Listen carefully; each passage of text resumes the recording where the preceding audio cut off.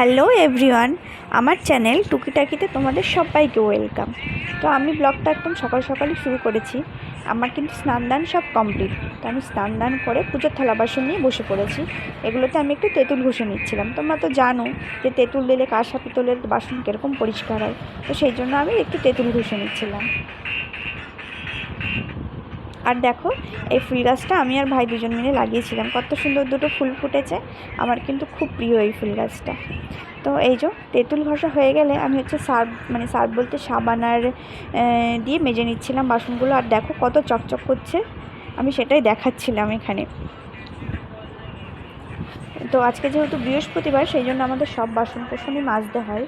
মানে আমাদের বৃহস্পতিবারে লক্ষ্মীর ঘট পাতা হয়, তো সেই জন্য সব বাসন কোসন সব কিছুই মাজতে হয়। তো তারপর আমি একটু ফুল তুলছিলাম। ওই যে লাল জবাগুলো দেখছো, ওটা সকালবেলাতেই তুলে রাখা হয়েছিল, মানে আমি আর মামি গিয়ে তুলেছিলাম।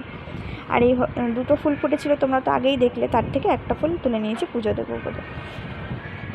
তো তারপরে চলে এসেছি নীলকণ্ঠ ফুল গাছে। এই দেখো, এটা হচ্ছে থোকা নীলকণ্ঠ।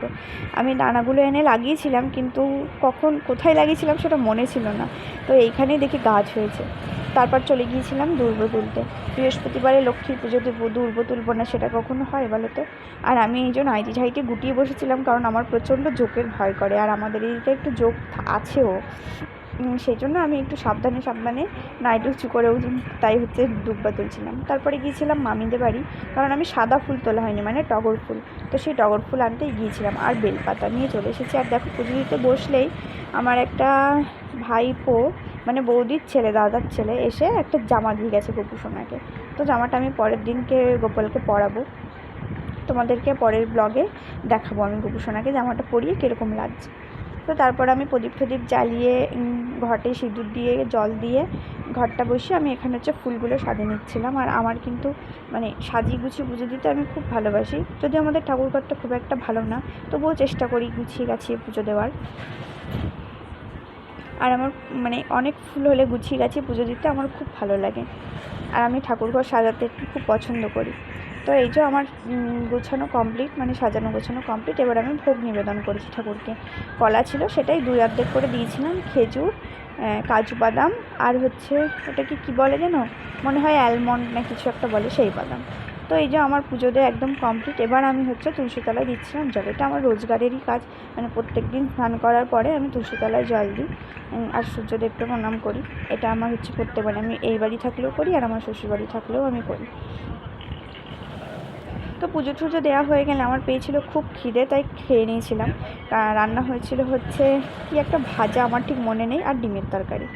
তো এই যে আমি তারপরে খাওয়া দাওয়া করে ঘুমিয়ে পড়েছিলাম। ঘুম থেকে উঠে মা একটু লেবু কেটে দিয়েছিল, সেই লেবুটাই খাচ্ছিলাম। আর প্রচণ্ড গরম পড়েছিল জানো বন্ধুরা, খুব গরম পড়েছে, মানে এত গরম, খুব ঘামছিলাম।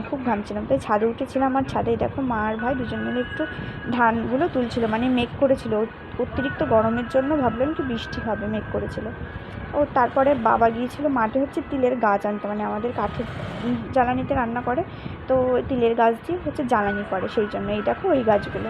তো এই জন্য নিয়ে ঠিক আমরা বাড়ি আসছিলাম। বাড়ি এসে সন্ধ্যে দিয়ে মাও হাত মুখ দিয়ে এসে কেটেছিল আম। এগুলো কিন্তু আমাদের বাড়ির গাছের আম।